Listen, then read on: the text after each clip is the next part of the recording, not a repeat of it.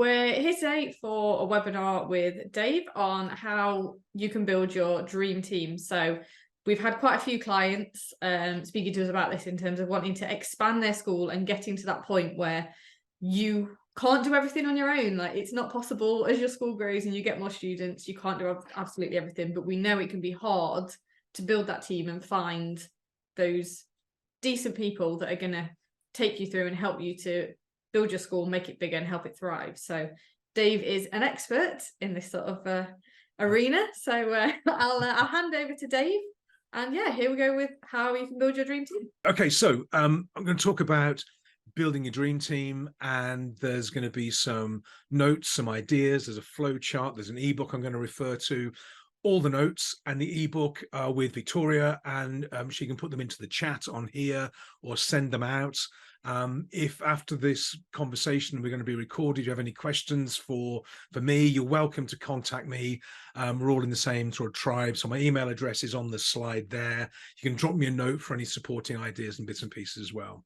So the reason about why it's so critical, in my experience, building a dream team is because we can't scale your business if it needs people who are rock stars like you guys, because if you can't duplicate you, we can't just get lots of mini-me's around you that do the work in your style, with your passion, your energy, your ethic.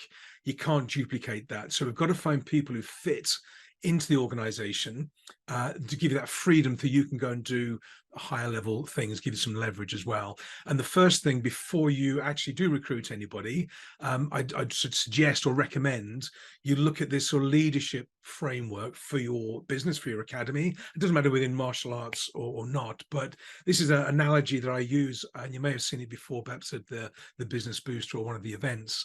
It's the sort of the sports pitch analogy, and the lines of this pitch are defined by the vision for your company. What is the vision for your academy? What are you looking to achieve in the next 12 months, 2 years, 5 and 10 years? Really clear around that, because that will define two things: the sort of people that you need, and also the sort of people that you will attract. How ambitious are you? What's the business going to look like in the future? So clarity around the mission. And then the mission is, how are you going to do it? What are your, you're in the martial arts business, in the fitness business. What are you going to do? What's your uniqueness? How are you going to build this thing using your talents and your experience and your knowledge? So your mission is, how do you achieve the mission? And this slide here is where the ebook refers to it. It's about 20 pages of an ebook. You're welcome to download it. Victoria will put it up on the chat box as well. Gives you a principle of some details to look through. Then the other one is the culture, the rules of the game.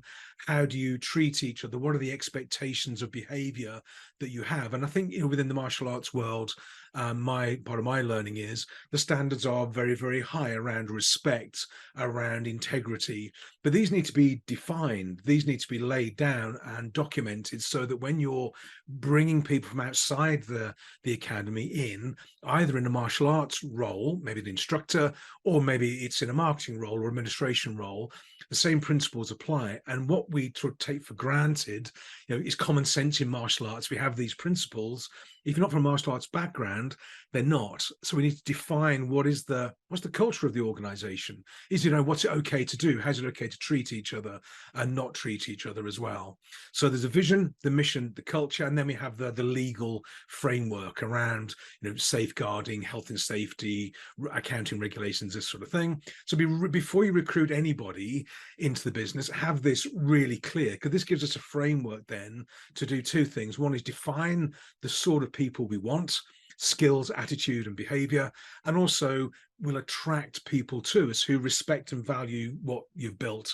So this process I'm going to take you through now. I'll take questions at the end, and time for me is reasonably fluid. But back in the day, before we started this business, we had a transport warehousing business, and we couldn't get drivers. We couldn't get warehouse staff, drivers, and admin staff. So we created a recruitment business just to recruit drivers and admin staff and people like that.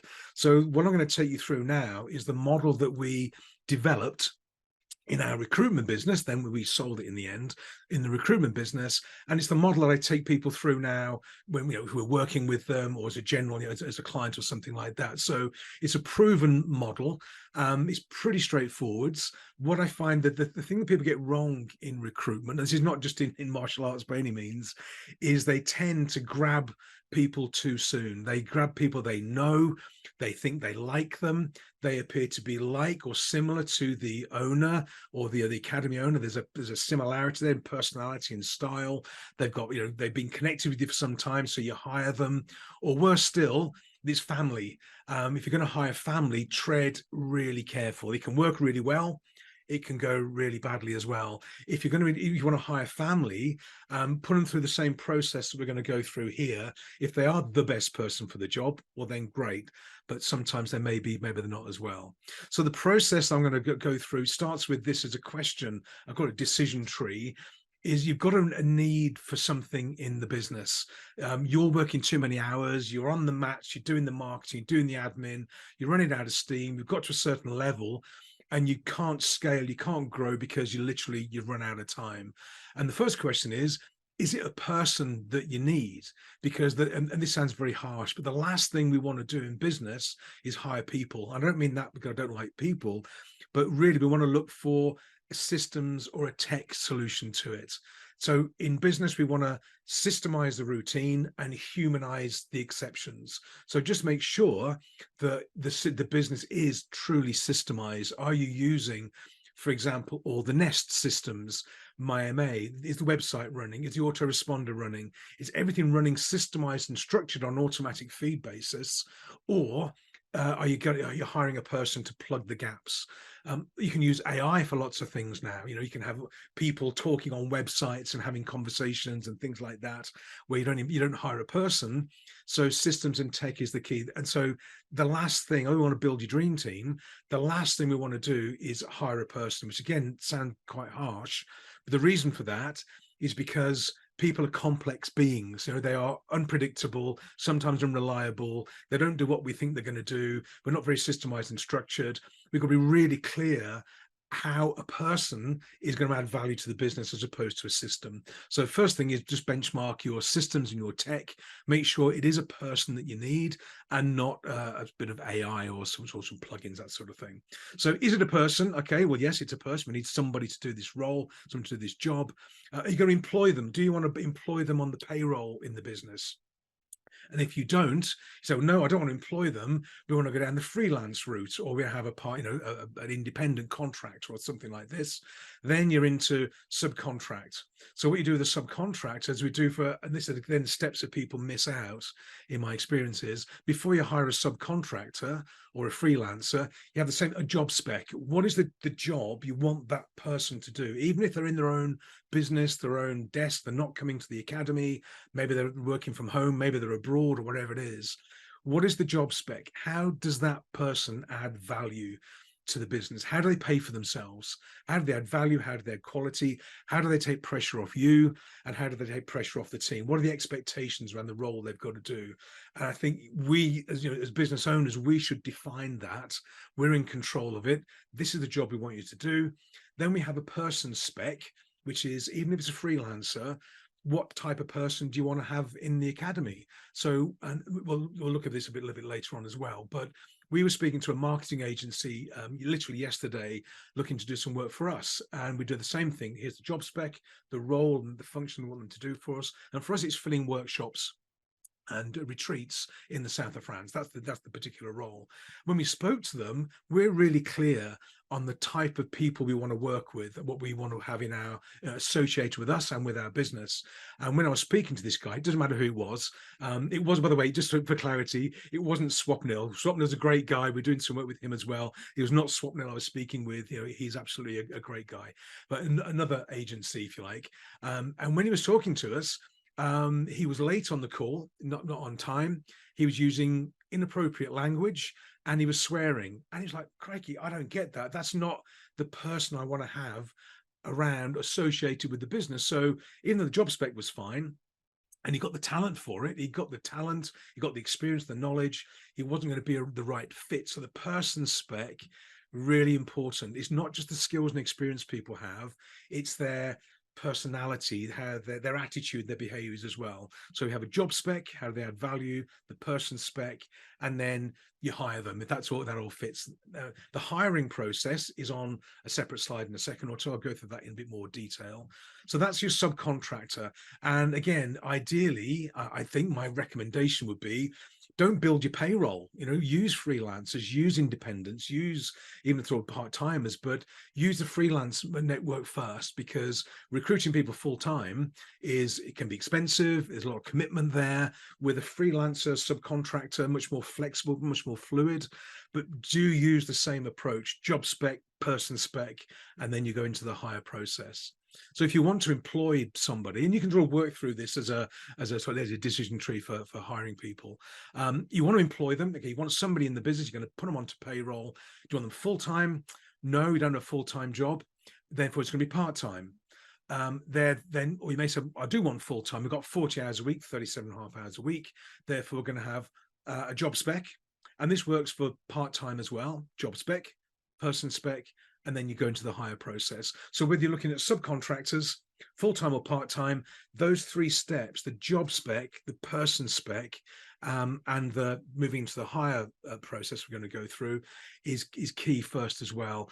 And the person specification, we'll touch on this on the next slide as well. What I mean by the person specification is nothing to do with their age, their gender, their anything like that. It's all to do with how they appear, their personality and attitude. In recruitment terms, we cannot differentiate or discriminate in terms of age, gender, religion, ethnicity. You can't do that. Not suggesting you would, but you can't touch that as well. So the person spec is not, anything to do with that. It's nothing to do with them as a person. What it's to do with is what sort of maybe skills do they have, what background have they got, what attitude, what behaviors are, what's their personal hygiene, for example. If they're in the academy working with students, excuse me, personal hygiene is going to be very, very important. How do they show up? Are they early for their appointments? Are they on time with their requests? How do they behave? How do they show up in the world? That's your person specification. I can guarantee, having been in the recruitment world, if somebody is late for the interview or they miss it and make excuses at the interview stage, they're going to show up as being late and have excuses at the employment stage as well. So how they appear pre the hiring process, and you can define this and be really clear. What are your expectations? What standards do you want to attract into the business? So that's the first thing. Are we looking at a person? Yes or no? Is it subcontract? Is it employed, full-time or part-time? Job spec, person spec. Then we're into the hiring process. That's the first step. I see in the chat, just 1 second, I think I'm going to check on here. Oh, the ebook is now in the chat. So, and because we're on Zoom, please download the ebook. When the Zoom call ends, the chat will evaporate. So download it while we're talking. It's absolutely fine, and enjoy. So we're going to hire. We're going down this hire route. How do we do it? So then we go on to Indeed. We ask our friends, we ask our colleagues, we go on the website, we go to an agency, all sorts of ways of attracting and finding applicants. And the challenge in the UK right now, as it is over here in Luxembourg, France, Germany, is the unemployment rate is very, very low, which is a good thing. What it means is that good people are probably working somewhere else. So they're not just wandering around. And also something to watch out for is the perfect applicant for your job may not happen to be living within a mile of your academy either. They may live 20 miles away, 50 miles away. Are you going to allow them to be flexible, or a bit of home working, or how will you structure? What are you prepared to do to attract these people in, to winkle them out of their existing career role and make it attractive for them to come to you? That goes all the way back to why the vision, the mission, and the goal is so important, because we need to sell this to them. What are they letting themselves in for? How attractive is the business? If you want to hire world-class people, we've got to have a world-class business for them to engage with. So you're going to get your applicants coming through. You're going to get a CV. And even if it's family, or family or friend, or it's a student or a parent of a student, whatever it is, put them through this process, because otherwise, if you grab because you think they're a nice person, I think 95 times out of 100 that'll come back and bite you. So you get an applicant come in, make sure they do a CV. and then you can engage with it and have a look at it. So you get an applicant showing up. The job history. Now, when you look at the job history, this is their experience, their background, comes down to their, the job spec and the person spec you've put together. Have they got appropriate experience? Have they got the right history? Have they got the right background? Have they got things they can bring to you? And I always rate these things on a sort of 80% mark. If I can get somebody to 8 out of 10, then we'll make up the other 20% in sort of training or flexibility and things like that. If they don't get to sort of 8 out of 10, 80%, then reject. Don't tolerate, don't put up, don't sort of settle for people who, they looked okay, but they couldn't do that, and they're only a 5 out of 10. Don't settle for it. I prefer, and I've done it myself as well. I know it sounds tough. I prefer to re-recruit and find my 8 or 9 out of 10 rather than settle for a 5. The 5s won't support you in the long term. You'll get frustrated with it, and you'll part company. And the reason for this is, if you look at how people recruit, they generally recruit in terms of their skills, background, and experience. So you hire them on their experience, but I guarantee you fire them on their attitude. So what we're looking for in the hire process is here to check on the background, but also we're looking for attitude and behavior, personality, because if they've got a skill that's missing, whatever it happened to be, even if the martial arts skill, you can teach them and train them and guide them, but that can be taught. But if their attitude is wrong, or the behavior is wrong, or whatever it is, very difficult to change. So if the job history is only 80%, I would reject. And if you reject somebody, do it nicely. And what I mean by that is message them, talk to them, let them know why, what happened, let them down gently. A lot of agencies, a lot of recruiters, a lot of people in business, they get applicants coming in and it's just like tumbleweed to the applicants. That's not great. That doesn't suit, I would suggest, your values and standards as an organization, your culture, not ours either. So when we do this, we always let people down gently. We communicate, we have a conversation with them, give them some tips and advice, but we talk to them. So you reject them, but reject them nicely. Now, if they do get through that, by the way, the first, when you've had this sort of CV looked at, do this as a group, make sure it's you looking at it, or your husband, wife, partner, team, chief instructor, whatever it is. Everybody agrees this is the sort of person we're looking for. Now, when you come to the first interview, if you can, this shouldn't be you as the business owner. This shouldn't be you. This should be your instructor, your administrating team, your partner, somebody else in the business. If you can, somebody else does the first interview. And what we're looking for in the first interview is them. It's all about them, their history, their background. What have they done? What skills have they got? How do they show up? What's their attitude? How do they come across? And really just checking on what they've said on their CV is correct, and how do they show up? Are they on time? Are they well groomed? Are they asking questions? Are they interested in the business? Have they done some research? Have they checked the website? Have they done all the background checks? So this is done by the team all being well. And if they get to 80%, and they're never going to get to 100. I very rarely get to 100, but 8 out of 10 in sort of score sheet, if you like, then that's great. They can go forwards. If they don't make 80% at this level, reject. Same thing applies. Do it nicely, let them down. Don't settle. Don't tolerate and don't settle, because it never works. So the team has done this now. Let's just say they've gone through this. Maybe it's your husband, your wife, your partner, your chief instructor, whatever it is. And they go, this person's great. No, they look okay to me. They've got good background. And the first interview is looking back to them, about their experience, their knowledge, their attitudes, what experience they got, how they handle things in the past, how do they live, what do they do, what are their own standards, personal standards, what are they engaged in, hobbies and backgrounds. That's looking backwards towards them. If they get through this one at 80% or more, then they come through for the second interview. But before they do that, I definitely recommend they get a profile done, personality profile. I know Gerard Nest, they will use disc profiling. We use disc profiling.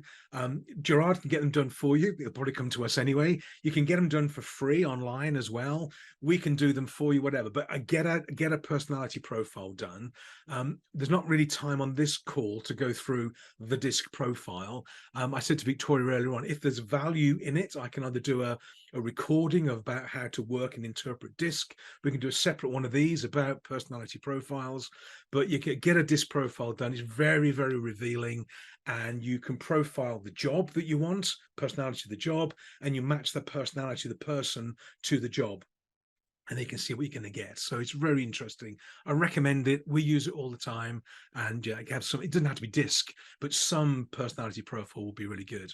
Now, the personality profile shouldn't be used to reject or otherwise, because it's not. That's not what it's for. What it's for is a discussion document. So have the personality profile done, and then you bring in for a second interview. This is where the founder, the owner, chief instructor, the academy owner, this is where you have the interview with them. They've come through all these stages, and what your job to do is look forwards. They've had the looking back on the first interview. Now you're looking forwards. Where do they see themselves? How do they fit in? What's the future look like? How ambitious are they? What training do they need? How do they see they can add value to the future of the business? Why do they want to work for you? Why on earth do they want to come work for you? Really about them and their future. And does it align with the future vision and mission of the organization? Do they buy into it? Do they represent and value your culture and your standards? If they don't, well, then no. So you've got to get to 80% in this one as well. So again, if they don't get to 80% on the future looking, the fit and the future looking aspect of it, reject. Don't settle, don't tolerate, because they'll come back and bite you. And if they get through that, now what happens is you may get 4 or 5 people get through the second interview stage, and then you say, we've got 4 people here that all achieve the 80%. Which one do we choose? That's really tough. Then you have to go back through your notes. This should be, in my experience, a team decision. Of these 4 people, which one stands slightly prouder than the other one? What's the best fit? All this sort of thing. And you choose one, and then you go down the hiring route. You still have to reject the others, but let them down really gently, nicely. Let them know that, you know, they were so close, really good fit, and can't do it right now.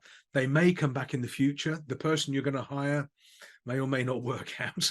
So let people down gently. How you treat people on the letdown will define how you attract people on the step up as well. So let them down gently. But when they get through that second interview, you're going to choose a person and you're going to hire them. You go, okay, yeah, you got the job, we're away. Now, be careful when you're hiring people. I'm not a lawyer, but when you're hiring people, you're invoking employment law in the UK. So make sure you've got your contracts of employment, your application forms, everything in place, ready that you can make the offer, and then you can put them into a probationary period. So they start with you into a probationary period, typically 3 months. And during that probationary period, we have to be really clear. These are the expectations of your performance. Here's what good looks like. And if you do this, this, and this, we'll confirm your position, make it permanent in 3 months' time. So you always invoke the probationary period. Now, if they don't get through the probationary period, they don't perform well, they don't get the standards up, or they let you down, or whatever it is, well, you can do 2 things. One, you can let them go, and don't be afraid of letting people go. That's not their intention. But if they're really not performing, you know, anybody can do great for a week, but in week 12, if they're really, you know, not showing up and whatever it is they're doing, don't be afraid to let them go. Do it by the book, let them go.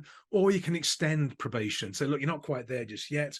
We're going to extend probation for another typically 3 months and see how they go. At the end of that extension, still not working, you can let them go, or you can then confirm. So they either have extended probation and they confirm, or after probation, then you confirm, and then you're into employment proper. They're on the contract and away you go. Now, again, I'm not a lawyer, so take some advice and guidance is my official approach on this. Then you just manage people on expectations and KPIs and performance and appraisals. And you have to have this system all laid out such that you can help and support and guide people in their roles and help them succeed. Up to 2 years, after there's a 2-year threshold of employment. And I still think this is the case for the UK, not the case so much over here. It's different, a bit tighter over here.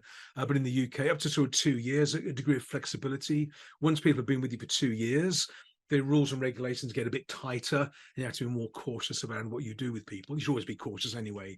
But my advice would be, take some advice on this, speak to a lawyer, speak to somebody who's a specialist on this, and have your personnel management system and, you know, control of people as employees all documented, and then manage them through the KPIs as you go along. So that is the approach. I'm conscious of time. It's a real quick run through. So do you need a person? What sort of person do you need? and then you define that, you then advertise for it, and then you get applicants, and then you work through this process, the interviews, the profile, second interview, and then you hire them, probation, and away you go. It doesn't make it perfect. The thing that most people do that get wrong is they grab the first person with the pulse that they see, or they grab somebody that was a student or a customer or a client or a friend or whatever it is, and they go, oh, he'll do, she'll do, this will be great. Or they hire their daughter or their son or their cousin because they want to do them a favor. Sometimes it works, sometimes it doesn't. So that's the approach. The documents are all available to have a look through. You're welcome to email me with any questions you may have, with the ebook that goes with it. For now, though, I'll open it up. So I hope that was helpful and of interest. But any questions I can answer, time's okay for me. I can be here for hours. But any questions you'd like me to answer, I guess we can type them into the chat box or anything like that, and I'll jump onto them. So I'll throw it open to everybody on the call. Any questions at all?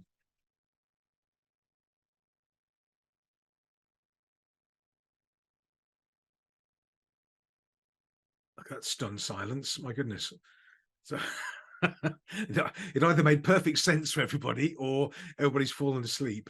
But if there are any questions. Oh, Lee, thank you. Yeah, okay. Well, then I think sorry, Adi, thanks for that. This we found very few applicants turned up the first interview.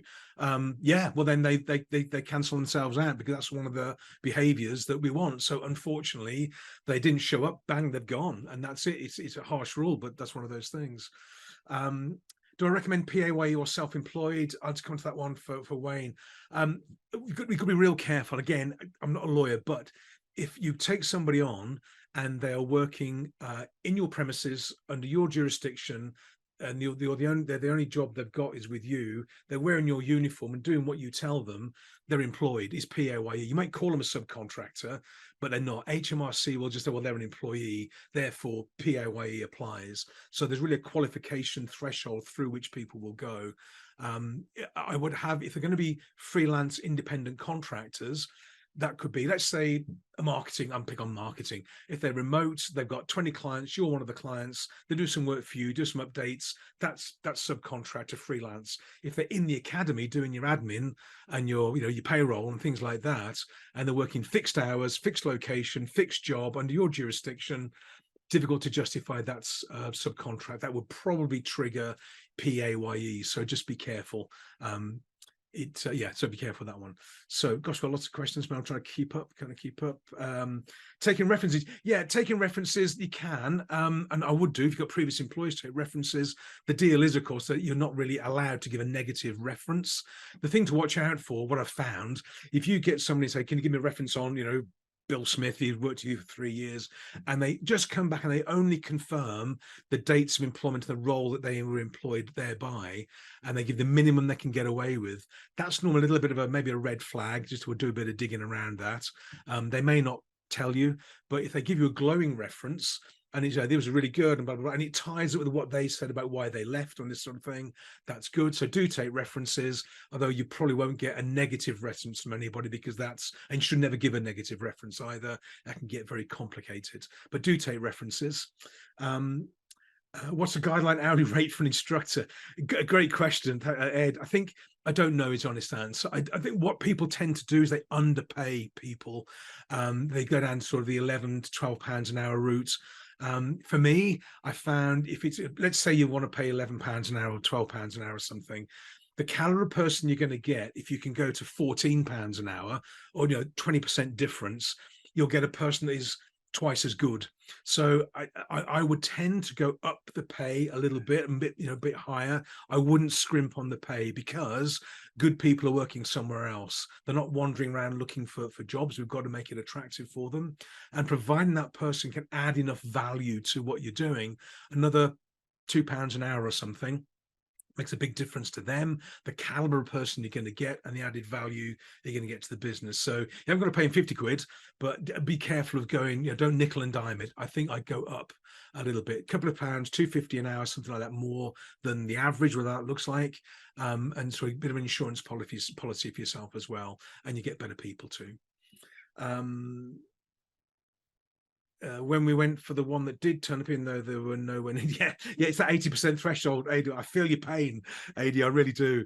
It's because we want people in the business, and we do seem to wear these rose-tinted glasses when we see people. We go, well, I'm sure that'll be okay. Yeah, we don't see things. That's why if I'm recruiting for us, I get Lynn to interview them first, and Lynn will be much more, not cold and calculated, but much more objective, and running through, and then they won't get through that stage. If I was doing it, because I know they want to, what I want them to do, I'll sort of compensate and change things around a little bit.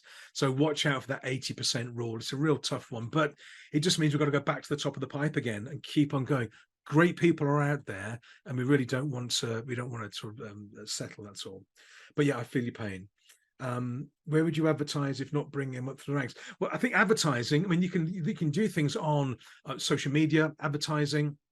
Certainly, if you've got people, for example, with an academy, you've got parents, you've got the network you can advertise to, so not just the students, but the greater network within the academy. There's websites like Indeed, for example. There's loads of job sites out there. And, Facebook, social media, ask your friends, ask your colleagues.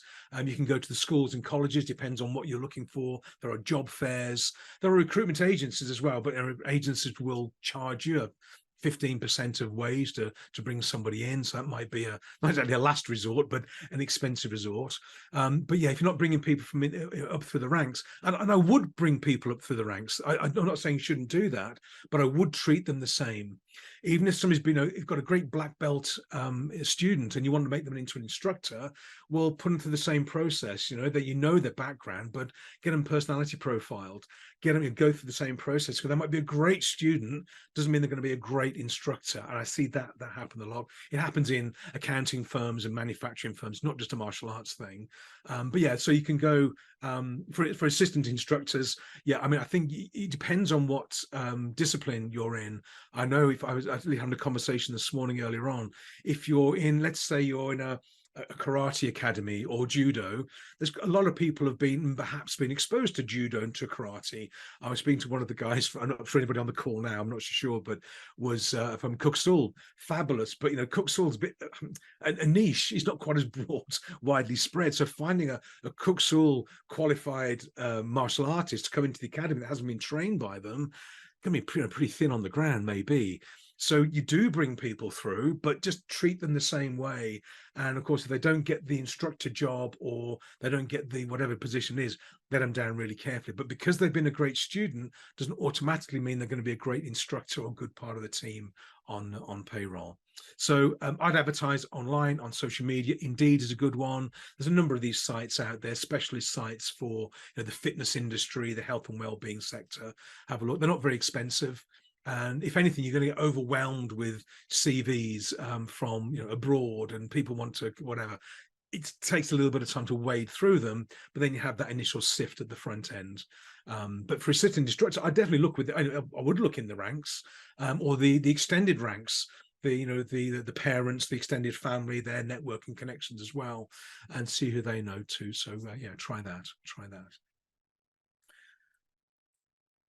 Thanks, Ed. I hope that made sense. Fabulous. Wow, that's quite a few. I'm just going to check on any questions I've missed. We have tried POA and Conduct 25. The best way, yeah, it's to recruit them from within. Okay, so wait, but watch them for years. That's like, there you go. Great. Yeah, love it. So you know them. They're growing. You see what they're up to. They're growing with you, and you sort of get to know them. And you've got the right personality and attitude. Saves a lot of time. But yeah, no, perfect. If it works for you, then great. But I think what I find is that it's the attitude. We want the right attitude and personality and approach. The skills we can teach, but if the personality and attitude is right, all things are possible. So, but put them through the same thing. Even if it's a white belt coming through for a few years. Fabulous. I would get them to apply for the job, get them to apply, do the application form, get the CV, do the personality profile, have you all interview, just to to benchmark it, if you like. But if you can find people from within the academy, yeah, perfect. That is the ideal solution. They may or may not be there though. Okay, Fantastic. I think Thanks, the Dave. questions have dried up. I think so. I've dried up as well. I could talk so much. No, that was great. Thanks so much. You say thanks everybody. My pleasure, and thanks for everybody for being on board and participating. It's great stuff.